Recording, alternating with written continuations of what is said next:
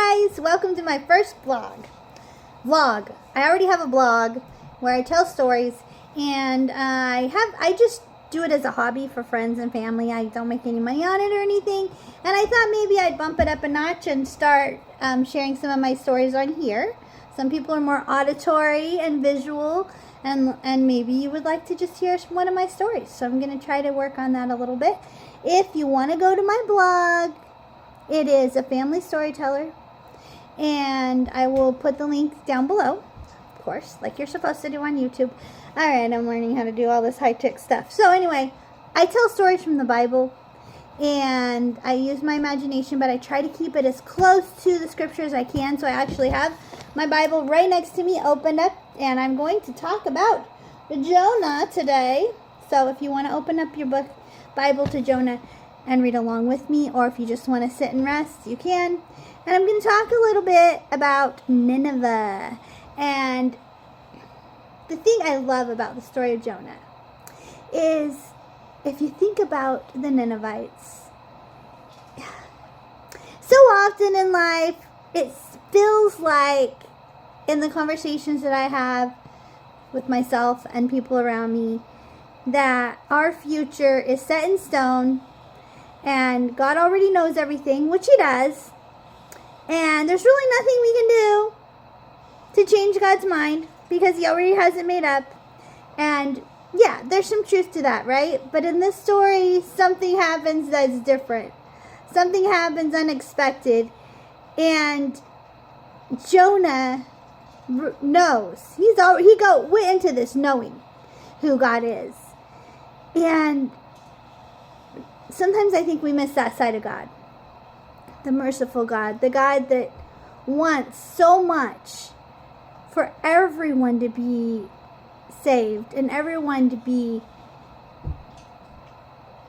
His child. And He doesn't want anyone to perish. He really doesn't. And God doesn't like war, and He doesn't like punishing His kids. And even the people that are the most wicked person you could imagine, God has a soft spot in His heart for them, and His mercy comes through. And I've just been seeing that with the war going on in Gaza, and it's just so heartbreaking.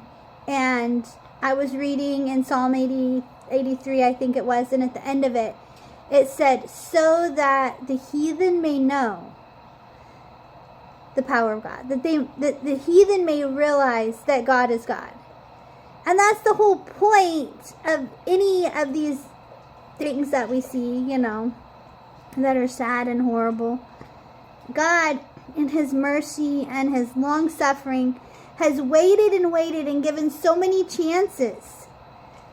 And even when it comes down to the wire, and God says, okay, that's enough, I've had it, I have to do something, because the wickedness is getting so great that the good people are going to just be wiped out if I don't step in and do something here.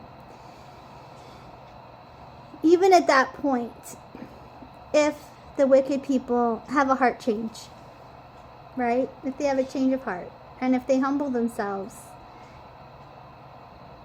then God's a God of mercy, and He gives them another chance. And that's what happens here, because in Jonah's time, Nineveh was horrible. They were so bad. And people say, oh, well, they were doing this or they were doing that. Well, do we really know? But we know that they were not the kind of people that you would want to meet in a dark alley. They're not the type of people that you would want your kids to go stay over the night at their house. If one of the kids said, oh, can she come over for a sleepover? You'd be like, no.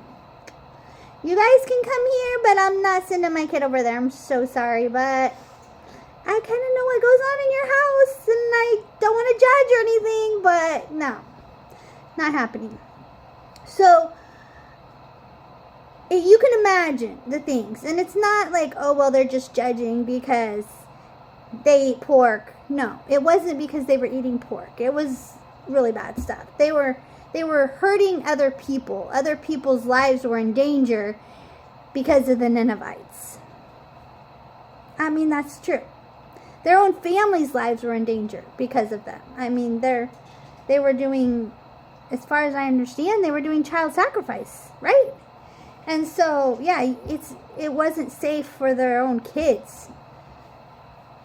So, God said, I'm going to give them 40 days. In 40 days, I got to do something. Because it's just getting worse all the time.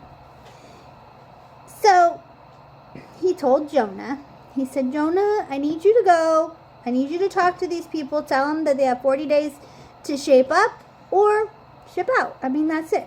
That's all that's going to happen. And talking about ships, Jonah, knowing how kind and merciful God is, and he really wanted to see Nineveh wiped out. I mean, their lives would be a lot easier if Nineveh wasn't around. Yeah. So, he said, I got a great idea. I'm going to go the opposite direction. Yeah, we know how that turns out. We don't want to face what's true. We don't want to...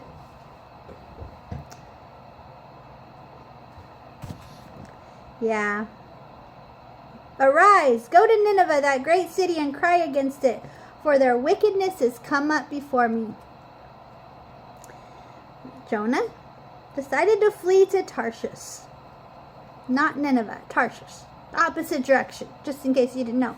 And Tarshish was considered the end of the world because it's kind of like the end of the line. You know, like when you're riding a bus and it's like the last stop, you can't go any farther.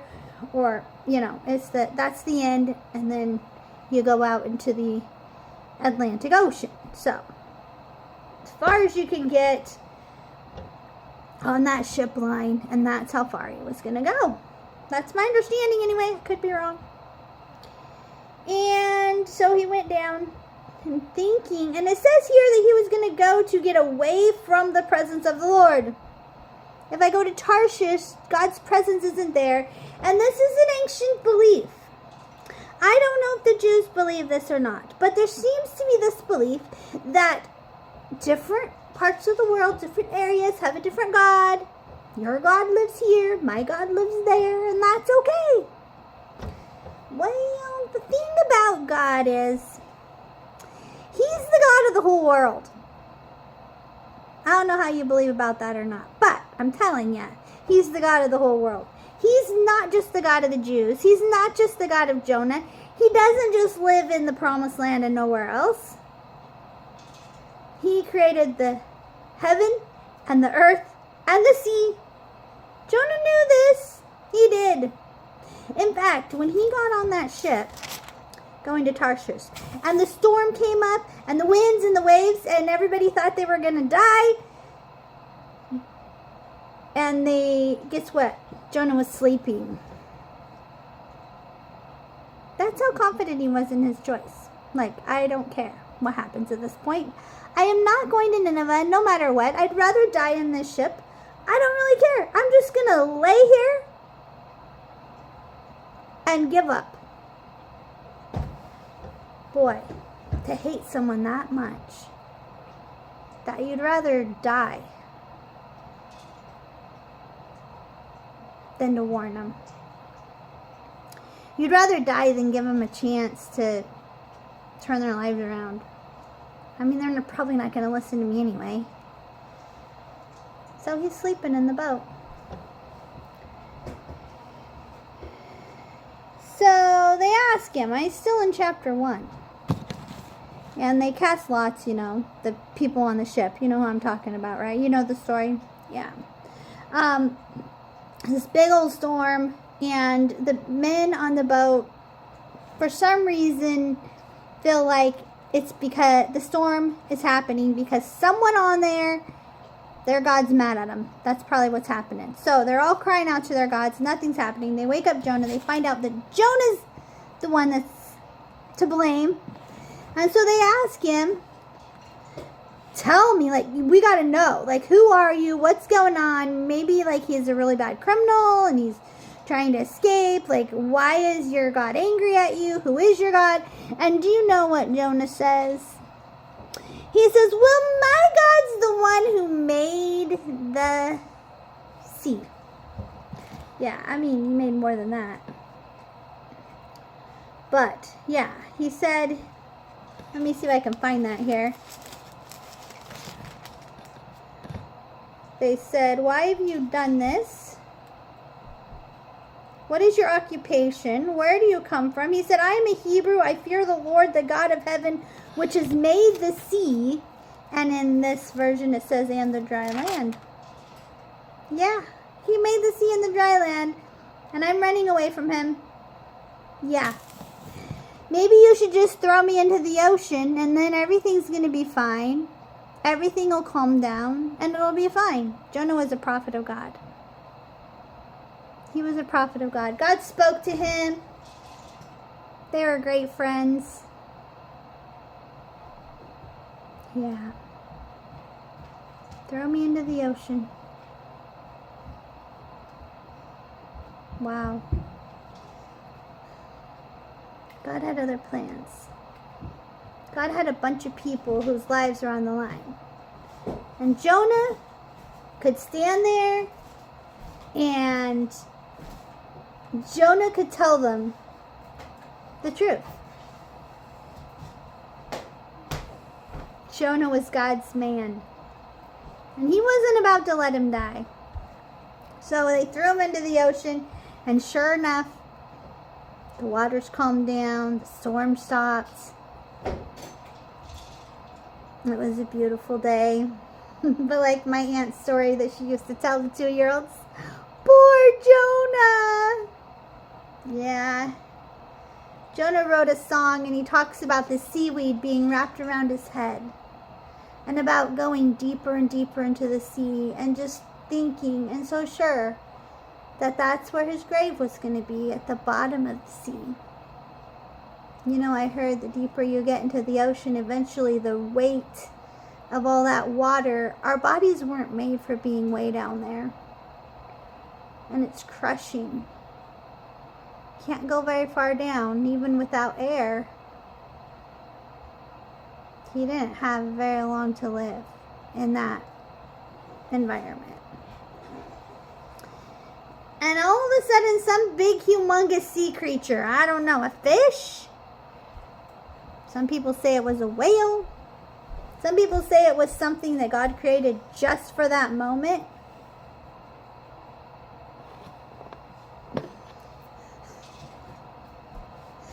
And, I don't know. But it was something big. And it swallowed him.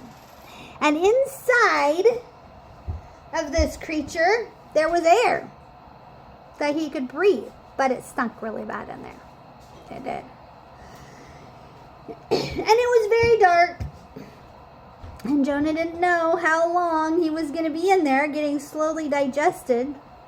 Or whatever he thought was going to happen. And there,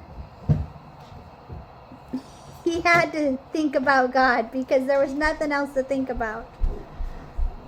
Jojo, can you turn off the porch light, please?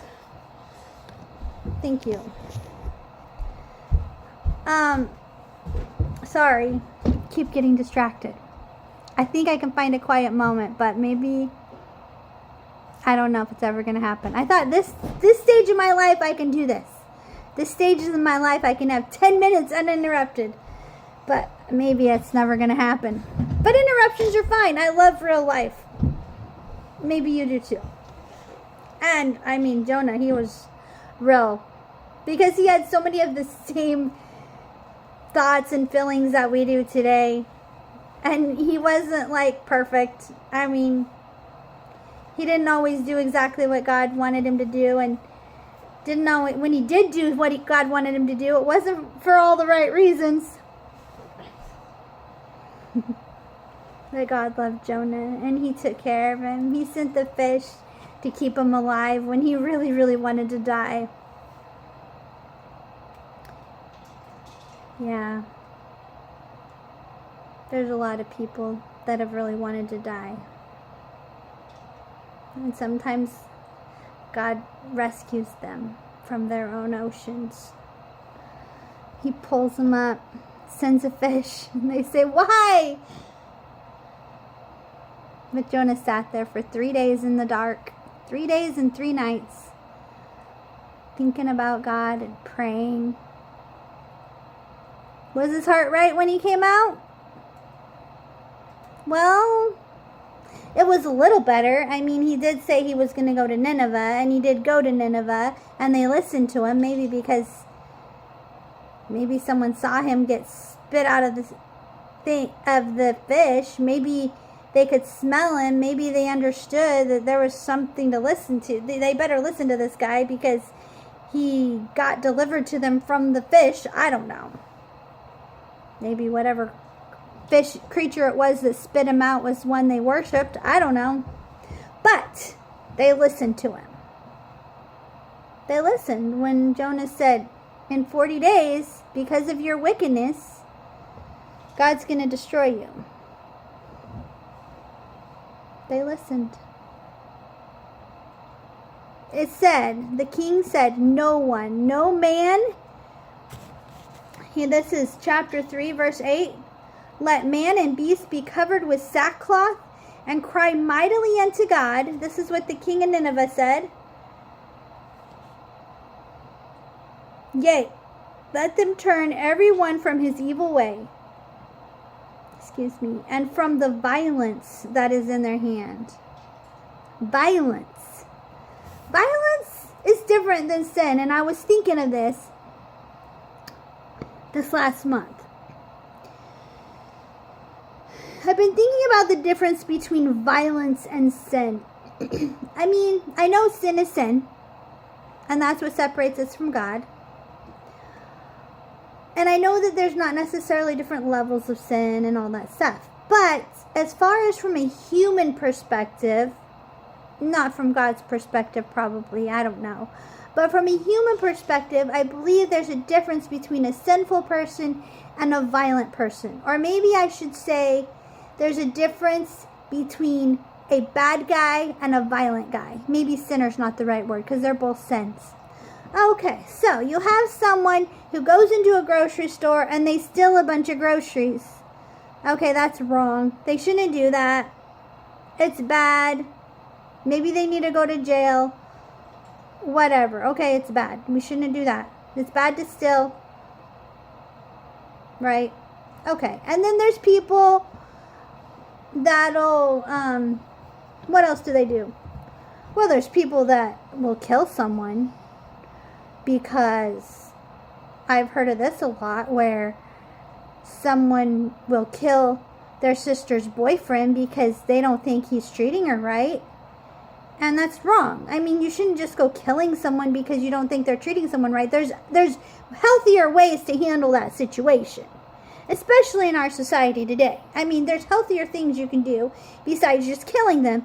But, yeah, that's a bad guy. All right?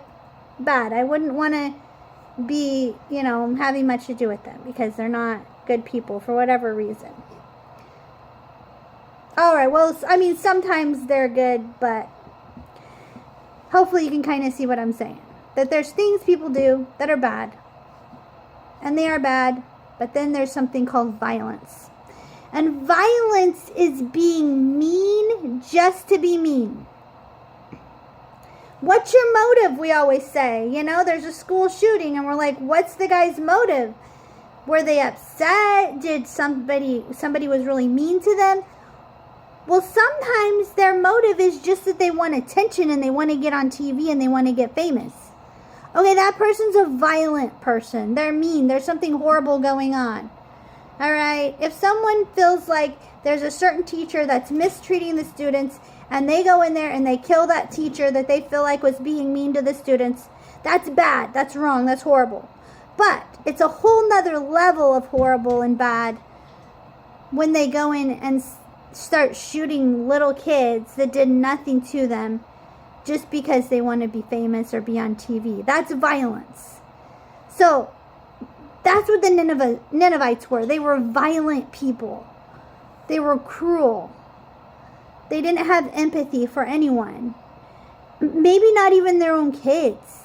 But something about Jonah's message maybe the presentation, I don't know, touched the king's heart, and he was humbled, and he put on sackcloth and ashes, and he told all of the people, from the kids, the animals, nothing's allowed to eat or drink. We're all going to humble ourselves before God. I don't want to get wiped out.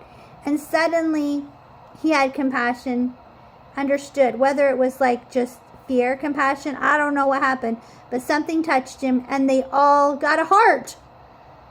They all decided they needed to quit being violent. They all got a conscience. Some people's consciences are seared, it says. They don't have a conscience anymore. Nothing's telling them, oh, maybe I shouldn't do this. Nothing's saying, oh, well, I'm going to justify that this is the right thing to do because I'm hungry, so it's okay for me to steal groceries. So I'm going to justify that, and then I can get by with my conscience. No, there's some people that they don't even have a conscience, so they don't even think, well, I need to justify this. They just do it because they're cruel and violent people. I really didn't want to believe that that was true. But I'm seeing now that there are actually people like that. Hopefully there aren't very many. And the Ninevites were sadly like this, but God spoke to them, and their conscience came alive. And they saw themselves for who they really were. And they quit being violent. And Jonah, he wasn't very happy. They were finally going to get free from these violent people. And God said, oh, they're sorry. They're sorry. And if someone's sorry, that means their conscience is still active. Because a truly violent, cruel person doesn't get sorry. They don't feel sorry. So here we are at the end of chapter 3. If you're still following along with me. In chapter 4, beginning of chapter 4, Jonah's super displeased. He's exceedingly very angry with God. He's angry. Because God saw their works, that they turned from their evil way. This is in verse 10 of chapter 3.